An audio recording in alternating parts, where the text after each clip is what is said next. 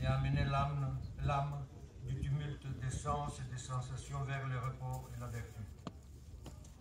La capacité d'inventer de cette manière des mondes possibles et d'agencer leurs éléments rapproche l'art poétique de la création avec ses capitales, de la création par excellence, qui est l'univers, mais aussi de Dieu, son créateur.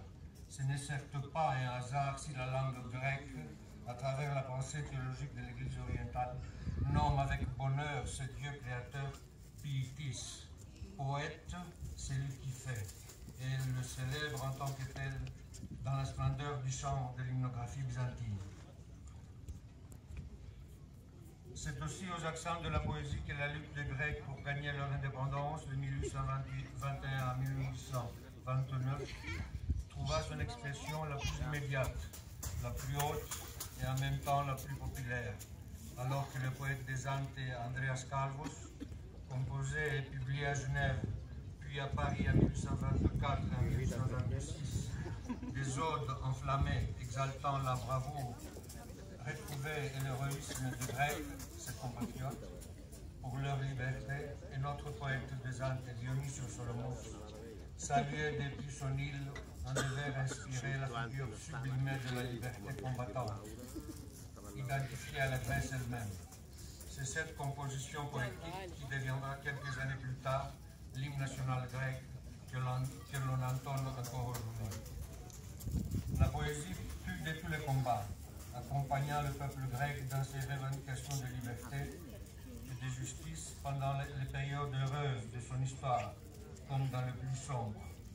Un grand nombre de poètes donnèrent forme à l'expérience commune, et leurs œuvres, très souvent mises en musique, furent des créations particulièrement réussies, à forte charge émotive et de haute valeur symbolique. C'est encore par la poésie que la Grèce est entrée dans la modernité littéraire, grâce à des auteurs aujourd'hui mondialement connus et reconnus, tels que Constantin Carafa, Georges Seferis, Odysseas Elitis, Yannis Tritsos et bien d'autres.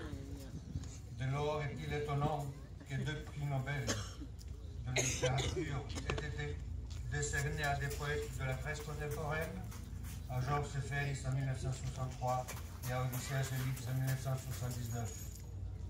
Ce sont justement les propos d'Elitis que je vous invite à méditer avant de laisser la place à la parole poétique et lui rendre comme il se doit sa voix et sa vérité.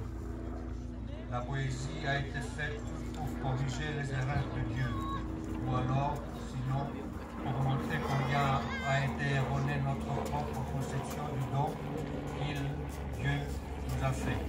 Je vous remercie. Suivi par la Patrostoumiomatie, puis des poèmes d'un grec par Jules de Courbet, puis Constantin Cavafi, et puis à 21h, Angélique Ionatos. Mais dès à présent, le buffet est ouvert, on va s'ouvrir derrière vous. Bon festival!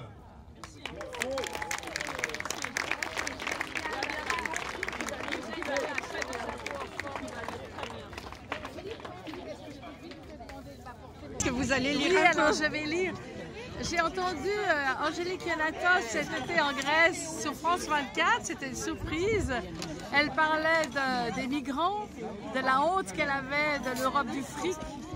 Et du coup, j'ai réorienté ce que j'allais lire et je vais lire dans la complainte d'Ariane quand elle est abandonnée sur l'île de Naxos par Thésée et dans le choix de Médée quand Médée est abandonnée par Jason parce qu'il veut épouser la fille du roi de Corinthe.